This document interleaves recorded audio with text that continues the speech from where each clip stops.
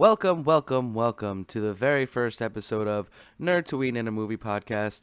This is your host, Kyle. Thank you again for joining me on the very first episode. These are going to be a multi-fandom nerd and community podcast. It's going to be coming to you every Sunday, and it's going to be fun. We have some great things lined up. I already have a interview with a indie comic book creator, as well as a roundtable discussion with some amazing women in the nerd community, talking about how their experiences have been in the nerd community. So we're going to start off with giving you a little backstory on me and why I'm qualified to even have a podcast like this. I was born in the 80s, so I grew up in the early 90s with the animated greatness of the Gargoyles and Darkwing Duck, Spider-Man, of course, the X-Men and Batman animated series. It was really the X-Men series and all of those connected Marvel movies, Marvel shows, literally were the MCU before the MCU even existed. And it was just a great time to be a kid and enjoy great content. And then I started reading comic books because, I wasn't a big reader. So the way they got me to read was giving me comic books with these great picture books with amazing superheroes. And I just dove right in. Then I eventually moved over to the Lord of the Rings and the Hobbit series, along with Harry Potter. Now, I was one of those kids that was literally on the news at midnight at Books A Million when it was still open, waiting for the new issue of the Harry Potter series to come out. I really would then read it the entire night and not be able to pay attention in school because I was falling asleep because I read the Harry Potter book until 5 o'clock in the morning. And then, also Star Wars is a big part of my origin as a nerd. When I was a kid, I first saw the original three, the original trilogy, and I just have been hooked ever since. And I remember a time when we only had those. I mean, there was, of course, the expanded universe with some of the comic books and the great novels that came out. But when you're talking about true cinema, it was just the three, because I don't consider the Christmas special a movie, even though it does technically exist. But nowadays, it's a little different. Nowadays, everyone goes and sees Star Wars. Everyone goes and see the Marvel movies because the MCU is just so great. When I was younger, that wasn't the case. If you watched Star Wars, you were one of those weird kids that everyone was like, oh, look at that nerd over there. I mean, I used to play varsity sports, so I would pretend that I was one of the cool kids when secretly I was going home playing with my action figures after practice. But and then, like, nowadays, everyone's complaining about the Disney content from the Star Wars aspect. And I'm sorry, yes, I agree. The sequel trilogies were by no means my favorite. There was a lot of problems with them, but there were some fairly decent parts as well. But I will put up with those three movies if that means I get The Mandalorian and the last season of The Clone Wars, those are two of the best Star Wars content we have ever had. The Mandalorian is just so good. I'm going to be talking about The Mandalorian later in the episode as well. But yeah, back in the day, if you saw someone wearing a Star Wars shirt or a Marvel shirt, you were like, whoa, that's one of my friends. That's a nerd. I should go talk to him. And now everyone's wearing them. And, I'm going to quote one of my favorite rappers right now, Echo, and one of his new songs, The Mandalorian, off his new album. And now it's cool to like the things we always did right. I would be mad, but if I think about it twice, I'm just happy that we're getting all this dope content. I couldn't agree more. It is definitely a great time to be a nerd.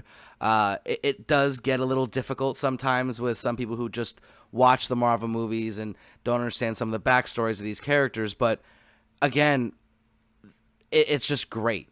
Whether you have the MCU or the resurgence of the DC universe with the HBO Max tangents that they're going to be doing with the Snyder Cut Justice League, as well as the Green Lantern series and Justice League Dark that J.J. Abrams is going to be heading up. And that's not including the Batman series and all the other things that are going to be coming to the DC side of things, and the Flash. I mean, I've always said that with all their issues that they had in the Justice League and everything else, that all the problems that they had, that they should use the Flash movie to reset it all, do a Flashpoint. And I'm so glad that it appears, at least, that's exactly what they're doing. And the Flash movie is going to be a jumping off point to the quote-unquote new DC expanded universe. And, considering how they've done such a good job with the extended universe in the animated side of things, I have high hopes. I really do think that DC will come back roaring. And all this talk about how Marvel is dead because they had to wait to put all their movies out. Listen, this virus literally put everything to a halt. I mean, I still believe that if COVID didn't happen, the Community movie would have already been confirmed. Maybe not started filming or anything like that, but they would have been more easy to get it out because of the non-breaking schedule. But now you throw in this COVID mess, everything's changed. We see theater businesses going under, and there's a lot of small businesses that can really use our help, especially the comic book industry. If you have a local comic book store that you're not supporting, please do me a favor and do us all a favor and go out and support them. My local comic book store is Tate Comics in Boynton Beach. I went in there and got a lot of great stuff, including the Spawn variant with the Chadwick Boseman cover, and all of the third issue of the Batman 3 Jokers, which was pretty awesome. So that's the summation of who I am as a nerd. So we're going to take a quick break right here, and then we'll come back. We'll talk about The Mandalorian. This is the way.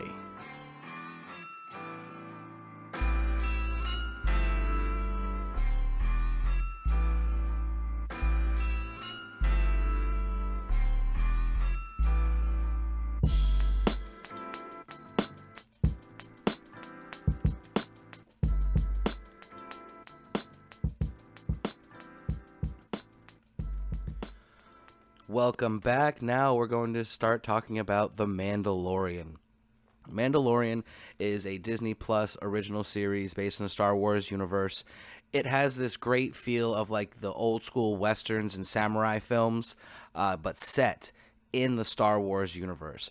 I really believe that you don't have to like Star Wars to like this show. I mean, it definitely helps, but it's not a prerequisite. I really think that anyone could enjoy this amazing storytelling, and with the talented group of directors like Dave Filoni, who everyone knows from the Clone Wars, Deborah Chow, who's going to be heading up the Kenobi series, Taika Waititi from Thor Ragnarok and Jojo Rabbit, Rick Famuyiwa, who did that amazing Netflix movie Dope, and even Bryce Dallas Howard. Her episode was really stunning when the walker came up with those red backflow from the eyes. It was just really menacing, and it just really felt like old Star Wars just set now, and we're getting to watch it new. I guess that's what it feels like when the original fans got to see it in theaters when it first came out, because obviously I wasn't born when the originals were released in theaters, so I didn't get to experience that. And I did see the other, like the prequels and the sequels in theaters, but they all had their issues. I don't really have much, if anything, at all to complain about The Mandalorian. Jon Favreau just seems to really get it. He knows, you can tell he feels and understands what Star Wars is. And with the practical effects and the costumes that they've used and the limited use of CGI, I mean, granted, the backgrounds are predominantly CGI. They are advanced technology to make the landscapes and everything you see. So when they're going through the desert, they're not really in a desert. It just looks like they are, fantastically, I might add.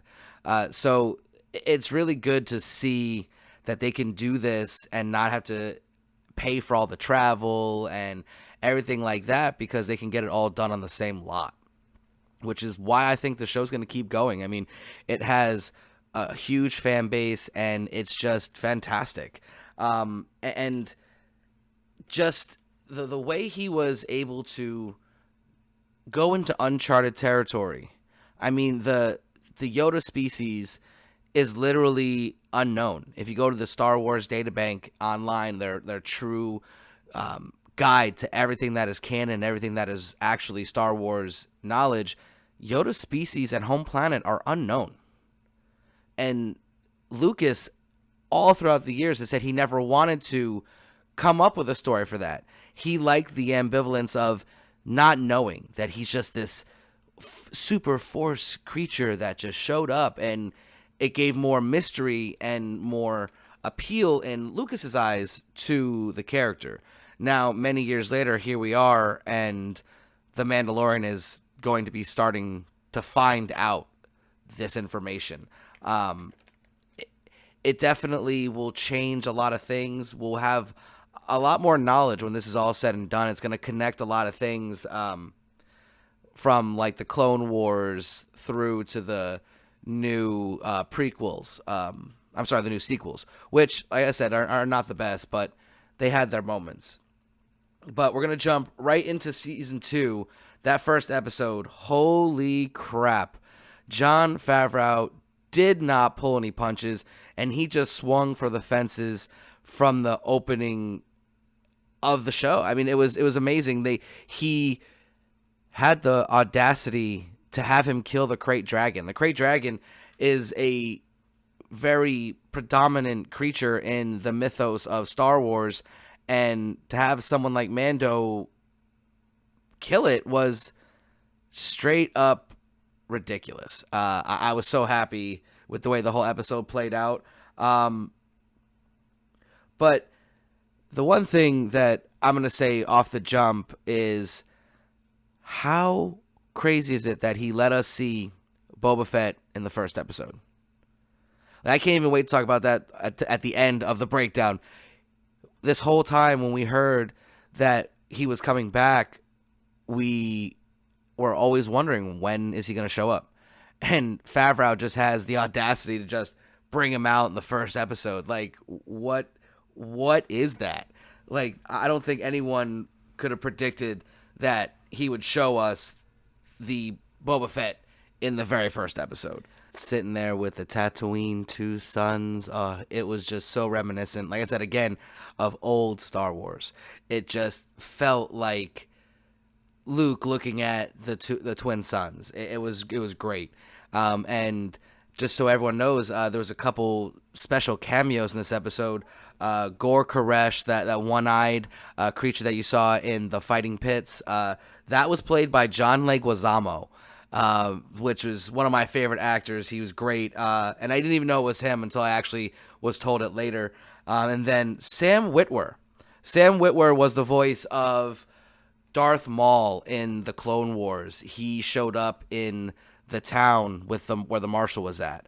And that brings me back to the marshal, Timothy Oliphant. His character was just fantastic. He had this old rebel sheriff vibe. When he walked into that saloon wearing that armor, it was something I had never known I wanted to see, because it definitely wasn't Boba Fett. You can tell just by how tall Timothy Oliphant is. The armor didn't fit him quite right. And it says a lot about his character, because he went in there to free the town not knowing if he was going to walk out of there alive. He had no way of knowing if the Beskar, which he thought was Beskar, because it's actually canonically a alloy metal, and not Beskar, because Boba Fett technically isn't a Mandalorian. He was born on Kamino, and as a clone of Jango Fett. So he didn't actually have Beskar armor canonically. We'll see if that stays the way it is there in The Mandalorian. But again, he was also not really fitted for the armor, so there was a lot of open spots, and he just went in there guns blazing, was going to get them all out of there, whether he lived or died. And then when that first laser bounced off of the armor, it just felt like something we hadn't seen before from anyone besides Mando, really, because even in the previous season with the other Mandalorians, you didn't really see like a 1v multiple people battle It just didn't happen.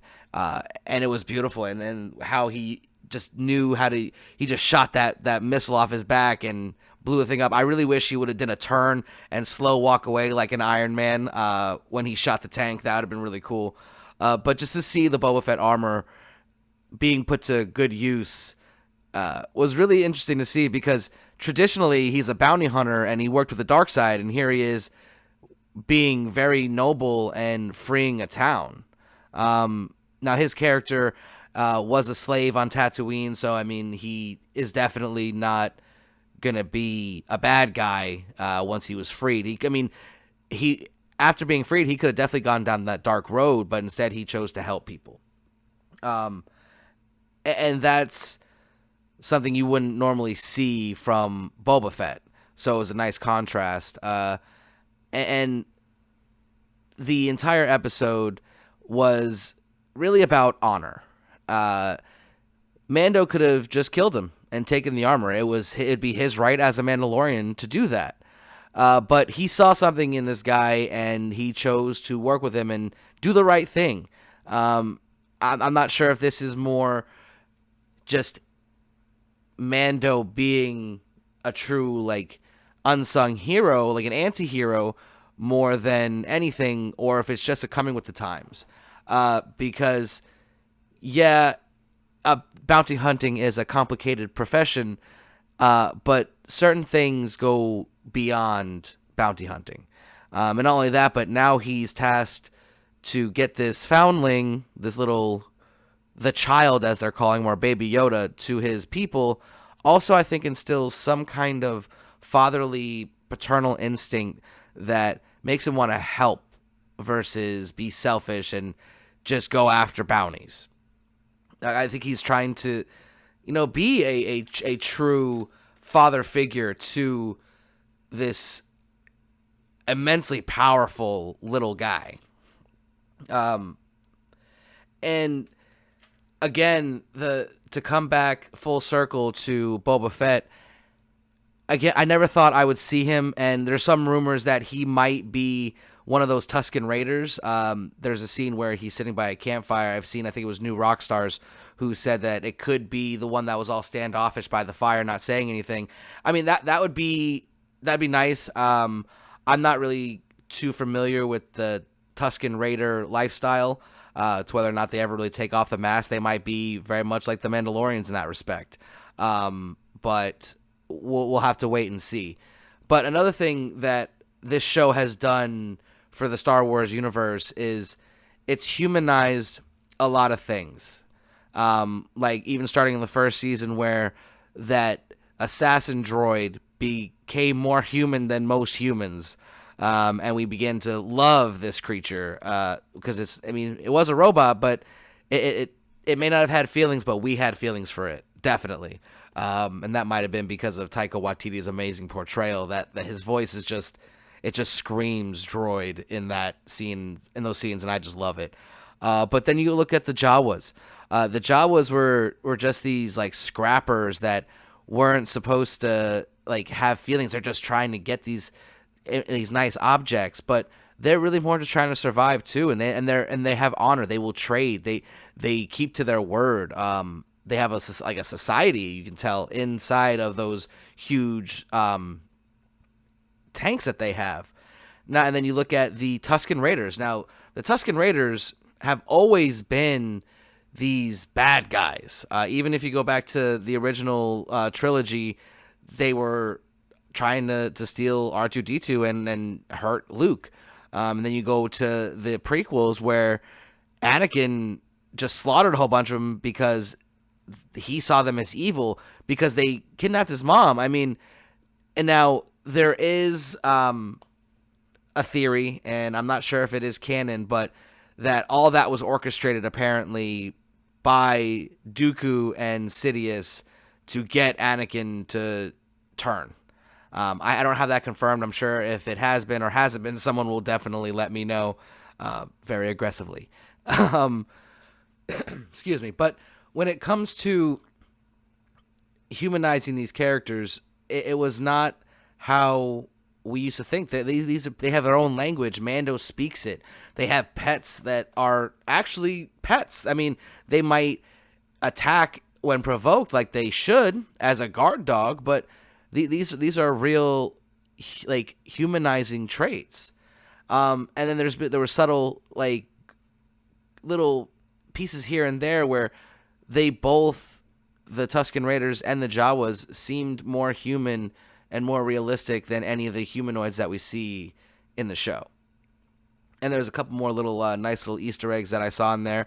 The droid, R5, I mean, that was great to see him. You even see the burning where that explosion happened on him, and when Luke was about to get him instead of R2-D2. And that is what I'm talking about the little subtle things that Jon Favreau just seems to understand that we would love. Like, to have him still be there and to have him have information from before the war could come back to help later on when it comes to the Jedi, because he may have been a droid that knew a Jedi. So that's another possibility there, and that would help get Baby Yoda back to his home people. But it just comes back to my opening statement about how he just gets it. He knows what Star Wars is. Star Wars is things like that. But there's one little piece of that possible connective tissue that I hope is not real. Many people are saying that Cobb Vanth's like little speeder that he was on was repurposed pod parts from Anakin's pod racer. It may be. It has not been confirmed either way to my knowledge. But I really hope it isn't. That, to me, shrinks the Star Wars universe. I mean, the colors are different, so it will be real easy to say that it was the same version, like the same type of pod engine. But again, to have it come back that was Anakin's all those years ago that he repurposed, I don't know if I'm okay with that. Like I said, it shrinks the universe down to a degree that we just don't need to. But if it comes out later and confirmed that it was, I'll retract the statement. But it's not that important, so if it does, it won't change the viewing experience very much for me. But The Mandalorian is a great show, and if you're not watching it, I think you should get on it. It comes out on Disney Plus exclusively every Friday. Just a little disclaimer, I'm not being paid to say this. I just really like the content, so I'm recommending people to listen to it. Not that I wouldn't take payment. Hey, Disney, if you're listening, which I'm sure you are because you own every damn thing, hit me up. We can work something out. But that ends our Mandalorian talk for right now. We're going to take another quick little break here, and then we're going to get into some community content. Cool.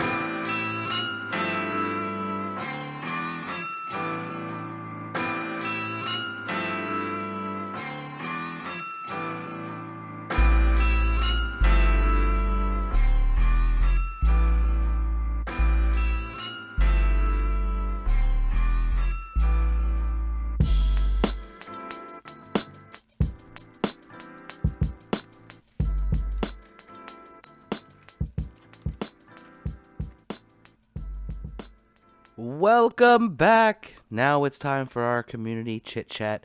Now, first and foremost, it looks like Dan Harmon was doing his best Simpsons impersonation by, I guess, predicting the outcome of the election.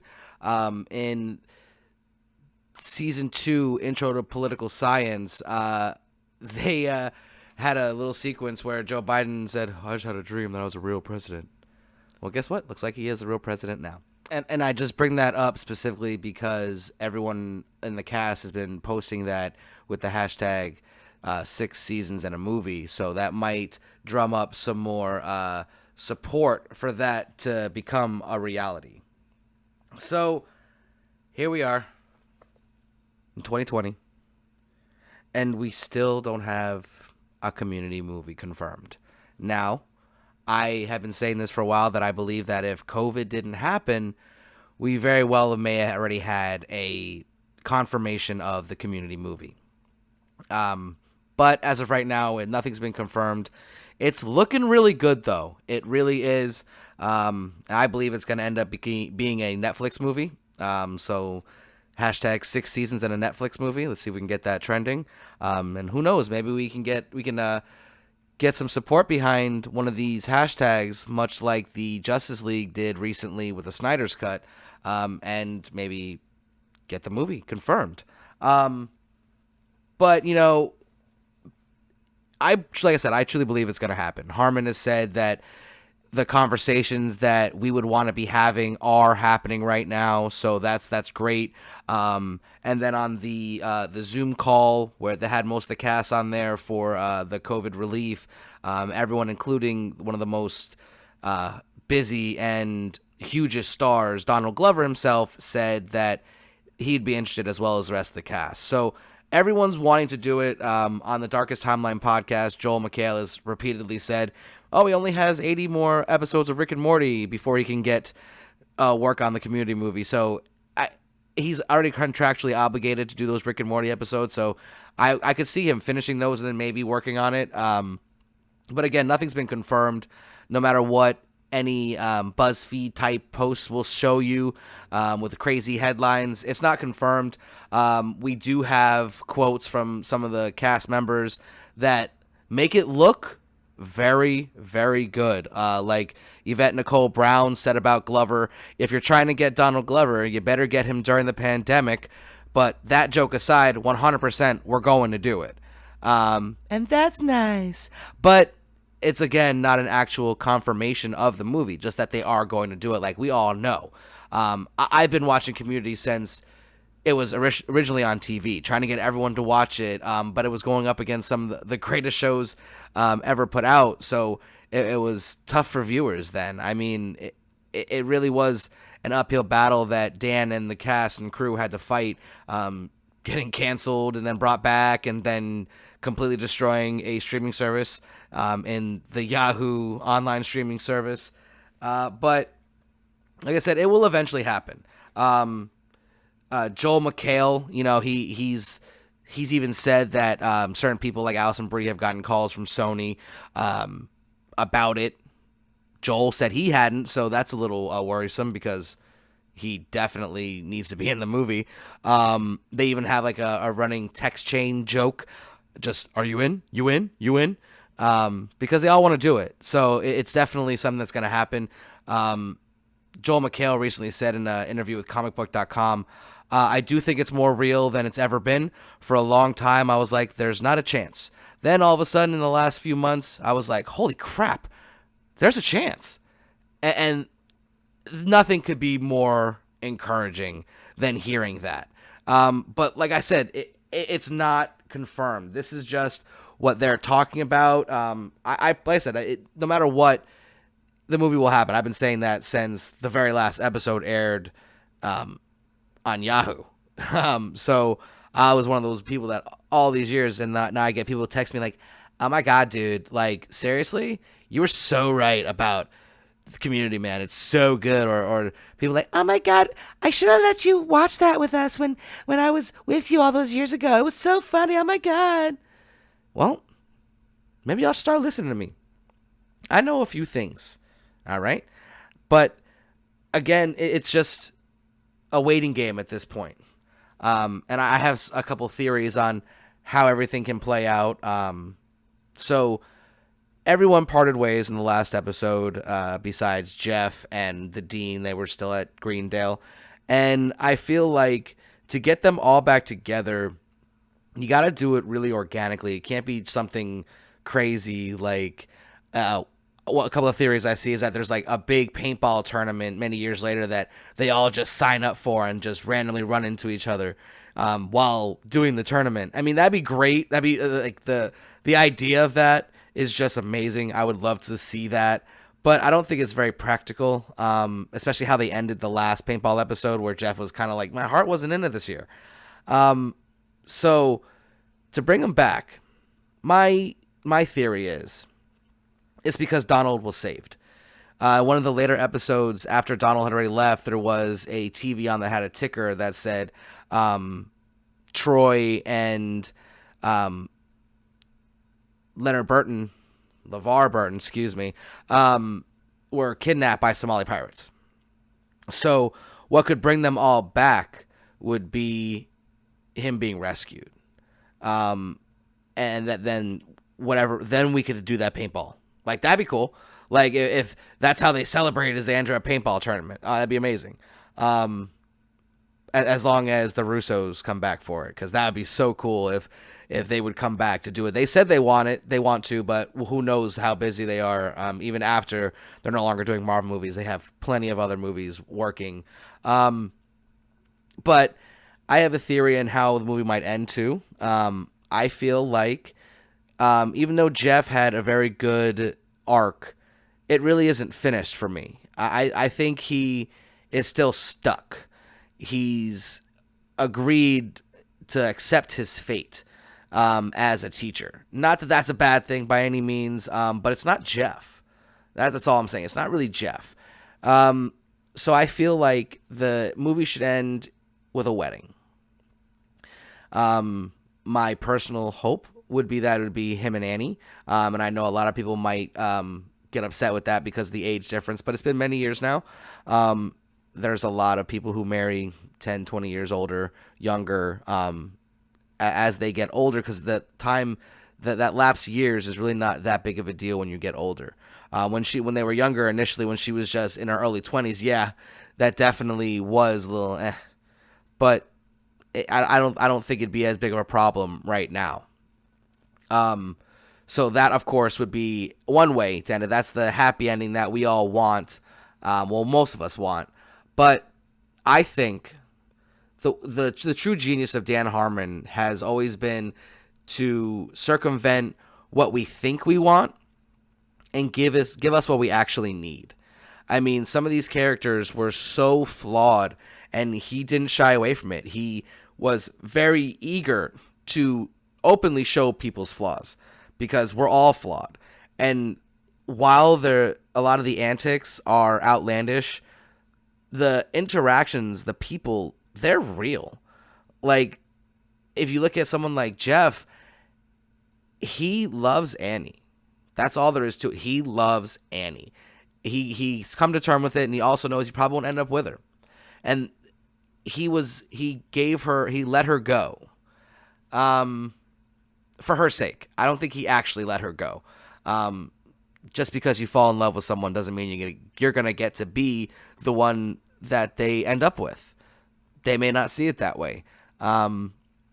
So when you go full circle, if he does marry her, that obviously is the happy ending we all want. But I think for a much better ending for Jeff's story would be for him to give her away at her wedding.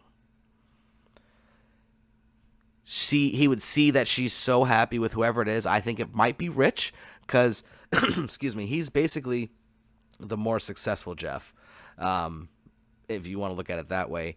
But it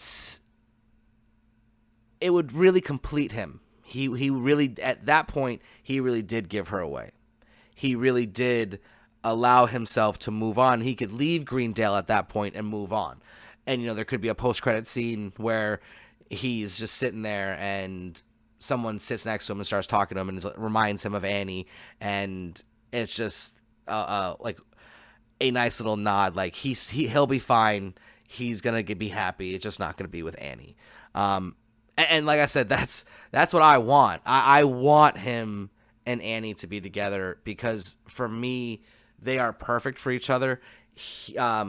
She's just super analytical and just is all about working hard, and he's the slack off, get by however he can type of guy. And I feel like they balance each other out very well. I always thought they did, and the chemistry with them is very apparent. And like I said, Jeff definitely loves Annie and always has. Obviously, after he stopped trying to just bang Britta in the first season, Jeff in the first season kind of like hurts a little bit, because you can see how far he's come, and it's like, wow, he was really just a shallow douche. But I have one other theory on how Pierce could come back. Now, I know he died, quote unquote, but personally, I think that if he wanted to, He could have faked his death, much like he did in the Darkest Timeline paintball episode in Jeff's mind. And using his immense resources, faked his own death. And then him being the super paranoid person that he probably was doing scans on himself and found the geo-tracker. So he had it removed and then put in the casket. And we never know if Abed actually gets the geo-tracker back. They just ask him why he was spending so much time there, because he was trying to get it back. He never actually says that he got it. So maybe the reason why it took him so long at the casket is because he couldn't find it, because it wasn't where he put it. And then, so let's just say the Jeff is walking her down the aisle or waiting at the end of the aisle, and Pierce shows up and says, "Wait, she can't get married unless I give her away. She was always my favorite." And then hands her the tiara and walks her down the aisle. Now, I know on the production end, that's a much harder ask than pretty much anything else, because there was so much bad blood there. But, I think after all these years, for a short cameo like that, I feel like they could all put their differences aside just to finish that out. But that's just a couple theories of mine. Again, Community is a great show.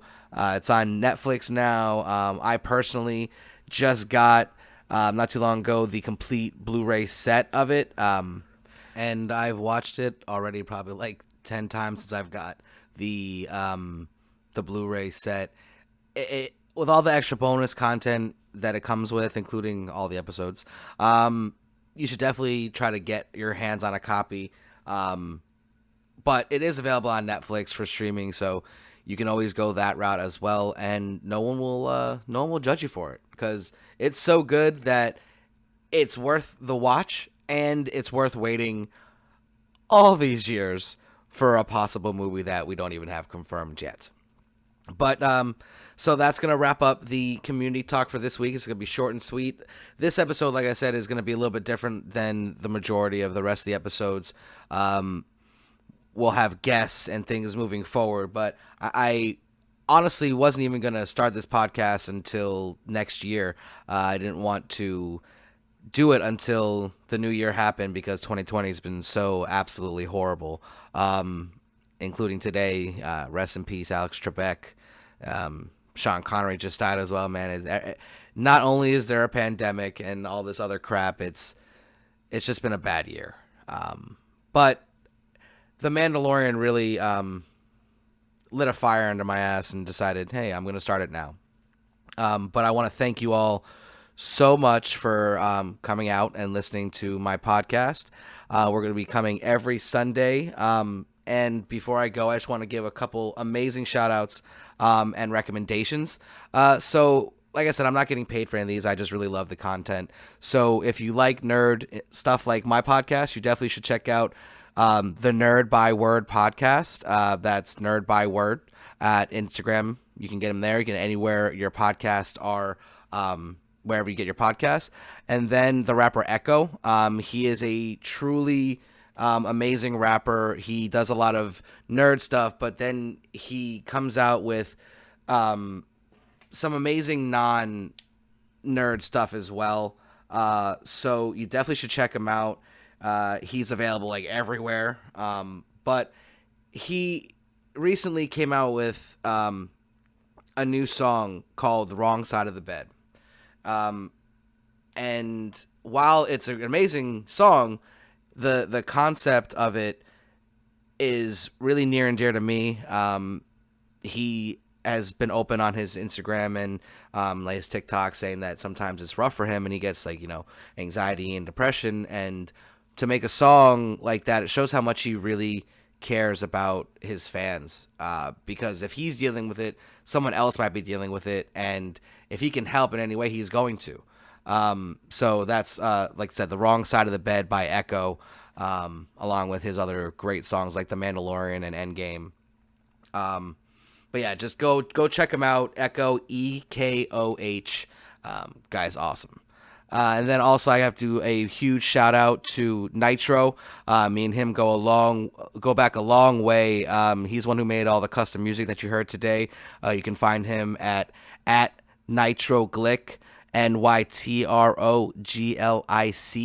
on Instagram if you want any work done from him. And then also Talking Mars, at Talking Mars PS. He is one who made my amazing cover work for the podcast, and I can't thank him enough. It was just I gave him a general idea of what I wanted, and then within a couple hours, poof, he had this amazing logo that I just immediately fell in love with.